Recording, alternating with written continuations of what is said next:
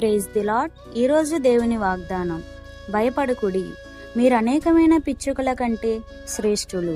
మత్తయి 10:31. క్రీస్తు రాయబారులు ఆయన యందు విశ్వాసముంచిన వారు భయపడుటకు వీలులేని ధైర్య సాహసములు కలిగి ఉండవలనని ప్రభు బోధించుచు ఈ మాట పలకడం జరిగింది. శ్రేష్టమైన తన ప్రజల ఎడల దేవుడు చేసే కార్యాలేవనగా, మొదటిది, నేలను పడకుండా సంరక్షించును, శ్రద్ధ వహించును. మత్తయి 10:29-31. రెండవది, దేవుడు నిత్యము జ్ఞాపకం చేసుకొనును. లూకా 12:6.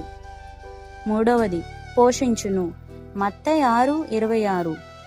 నాలుగవది, ఆశ్రయముగా నుండును. కీర్తన 84:3.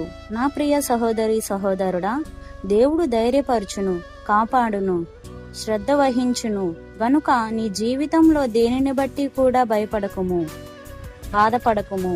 కేవలం దేవుని యందు మాత్రమే నిరీక్షణ ఉంచుము. తద్వారా దేవుడే నీ అవసరాలన్నిటి సంగతి చూచుకొనును, నిన్ను ముందుకు నడిపించును. ఈ వాగ్దానం దేవుడు మన జీవితాలలో నెరవేర్చునుగాక. ఆమేన్.